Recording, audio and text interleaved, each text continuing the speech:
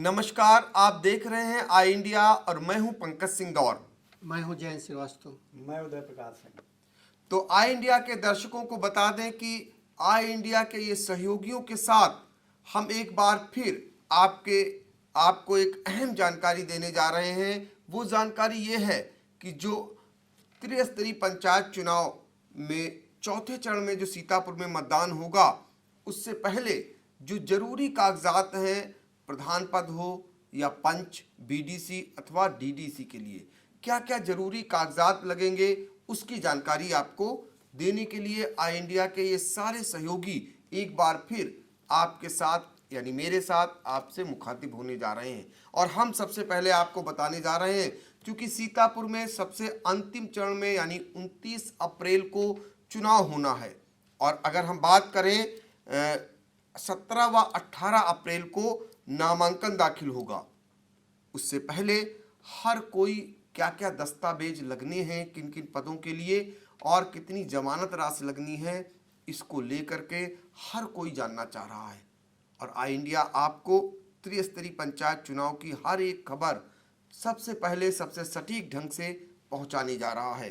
तो एक बार फिर हम चलेंगे और बताएंगे आपको कि क्या क्या दस्तावेज लगने हैं। तो सबसे पहले चलेंगे अपने सहयोगी जयंत श्रीवास्तव के पास और जानेंगे प्रधान पद और पंच पदों पर क्या क्या दस्तावेज लगने हैं। इससे पहले हम ये भी बता दें कि सीतापुर में परसीमन के बाद दो पहले से सीटें घट गई थीं। 1601 ग्राम पंचायतें हुआ करती थीं, 1599 बची थीं, जिनमें से हाई कोर्ट के एक आदेश के बाद 3 स्थानों पर चूंकि चुनाव नहीं होना है, तो इसलिए और 3 सीटें कम हो गई। अब 1596 सीटों पर चुनाव होना है प्रधान पद के, और जो पंच हैं वो 20,182 हैं। हम जयंत श्रीवास्तव से जानेंगे कि यहाँ पर प्रधान और पंच पद के लिए क्या क्या दस्तावेज लगेंगे उनके नामांकन में। आपको बता दें कि प्रधान पद के लिए जो नामांकन पत्र लगेगा, एक तो जब पहले हम बता दें कितने का नामांकन पत्र उनको मिलेगा। तो नामांकन पत्र के लिए जो है 300 रुपये शुल्क निर्धारित किया गया है प्रधान पद के लिए। इसमें जो है जो आरक्षित पद हैं उनको जो है जमानत राशि आधी देनी पड़ेगी, और सामान्य वर्ग की महिला है अगर कोई है तो उसको भी जमानत राशि आधी, मतलब 150 रुपये का जमानत राशि नामांकन पत्र मिलेगा। और जो जमानत राशि है, इसकी जमानत राशि सामान्य वर्ग के लिए 2000 रुपये निर्धारित की गई है, और जो आरक्षित पद हैं इनके लिए जमानत राशि 1000 रुपये। इसके साथ में जो नामांकन, तो ये दोनों पदों के लिए है, प्रधान और पंच। हाँ, प्रधान नहीं, ये केवल प्रधान के लिए। अच्छा, ये प्रधान पद की जो जानकारी है, कुल जो कितनी जमानत राशि लगनी है, और जो आरक्षित पद हैं उनके लिए आधी जमानत राशि, इसकी जानकारी आपने दी। ठीक है, अब हम देने जा रहे हैं प्रधान पद में क्या जो लगेगा।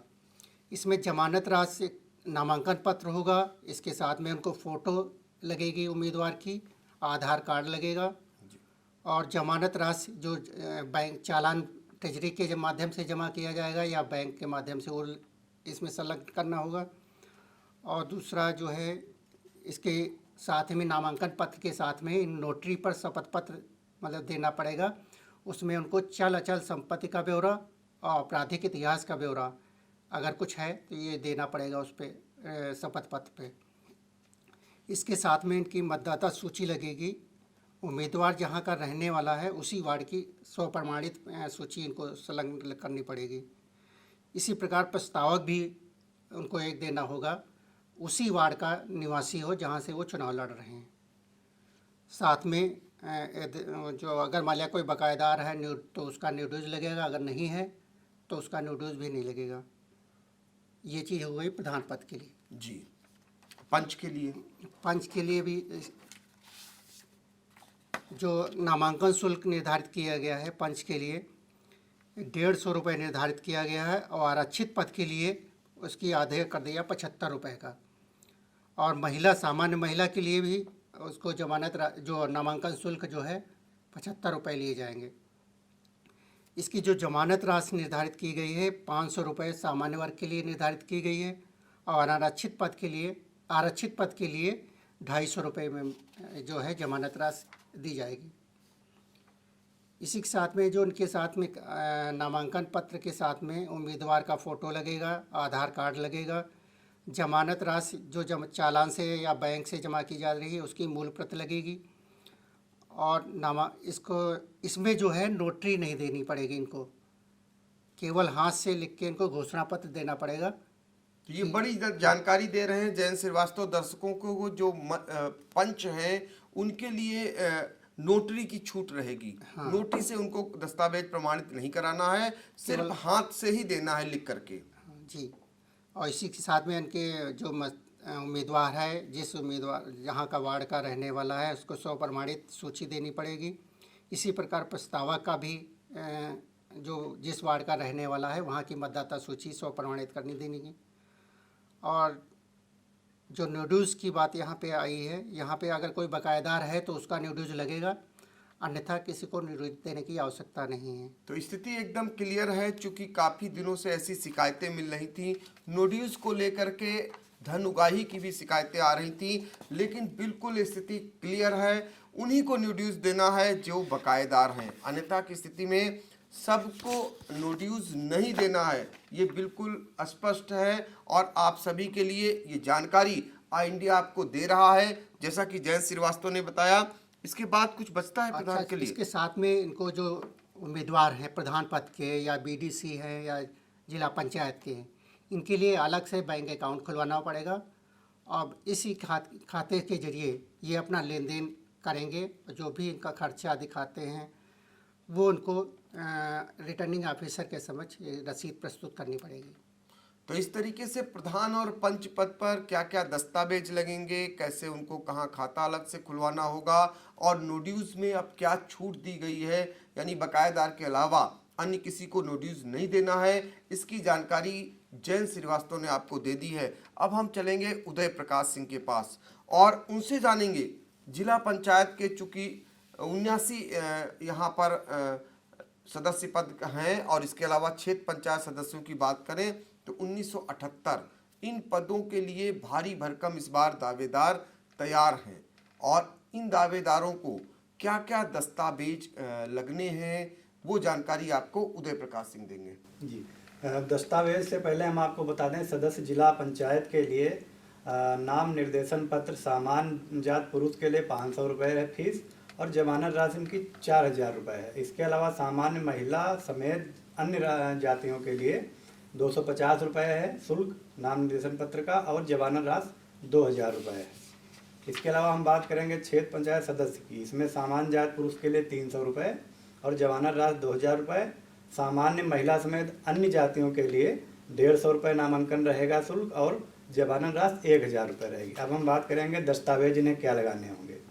इन दोनों पदों के लिए जिला पंचायत सदस्य और क्षेत्र पंचायत सदस्य, इन दोनों पदों के लिए जो दस्तावेज लगाने होंगे वो सेम रहेंगे, यानी एक जैसे दस्तावेज दोनों पदों के प्रत्याशियों को लगाने होंगे। इसमें नामांकन पत्र, उम्मीदवार का फ़ोटो एवं आधार, इसके अलावा जमानत राशि की चालान मूल प्रत जैसे भी वो जमा करते हैं ऑनलाइन या बैंक में। इसके अलावा प्रत्याशी द्वारा नामांकन पत्र के साथ उपलब्ध कराया जाने वाला शपथ पत्र नोटरी सहित, जाति प्रमाण पत्र तहसीलदार और उप जिलाधिकारी द्वारा जो जारी किया जाएगा, प्रत्याशी द्वारा नामांकन पत्र के साथ जात से संबंधित शपथ पत्र नोटरी सहित, मतदाता सूची की प्रत, उम्मीदवार का नाम ग्राम पंचायत के उक्त वार्ड का 100 प्रमाणित, प्रस्तावक के उक्त वार्ड का मतदाता सूची 100 प्रमाणित, अदेयता प्रमाण पत्र अगर बकायेदार हैं तो, अगर नहीं है तो ये पहले ही जैसा कि हम आपको बता चुके थे उनके लिए छूट दी गई है। ये हम बात कर रहे थे पिछड़ी जात पुरुष के लिए जो हमने अभी दस्तावेज आपको बताए हैं। अब हम आएंगे अनुसूचित जात पुरुष।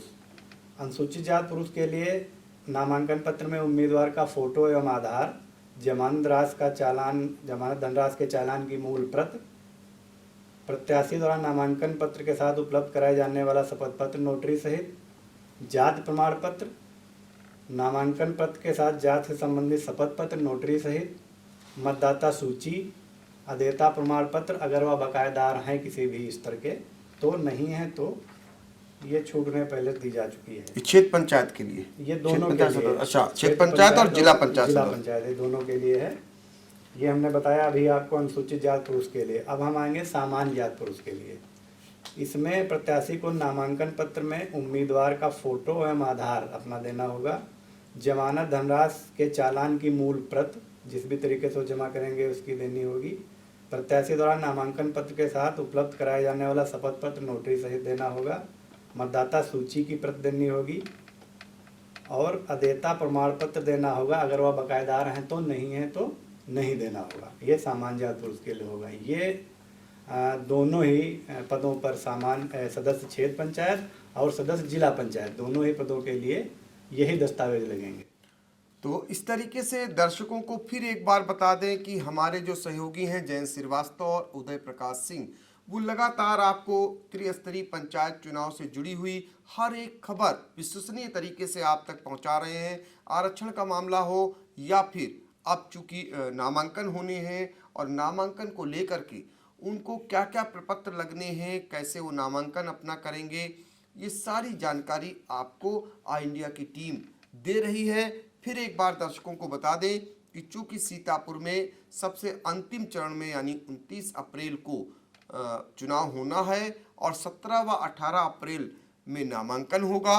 इसके अलावा 20 व 21 अप्रैल को नामांकन पत्रों की जांच और 21 अप्रैल को 3 बजे से चुनाव चिन्हों का वितरण होगा। हम अगली कड़ी में आपको वो जानकारी भी देंगे कि इस बार किन किन पदों के लिए कौन कौन से चुनाव चिन्ह आवंटित किए जाएंगे, क्योंकि सबकी नज़र चुनाव चिन्हों पर रहती है और वो चुनाव चिन्हों के बारे में सबसे पहले आपको आई इंडिया बताएगा। इससे पहले सारा फैसला जनता को करना है। 2 मई को नतीजे सामने आ जाएंगे और हम तब तक लगातार आपको हर एक क्षेत्र से अपडेट कराते रहेंगे। बशर्ते आप पंचायत चुनाव से जुड़ी हुई हर एक खबर को देखने के लिए आई इंडिया देखना न भूलें। नमस्कार। खबर आपकी, नजर हमारी। देखते रहिए आई इंडिया।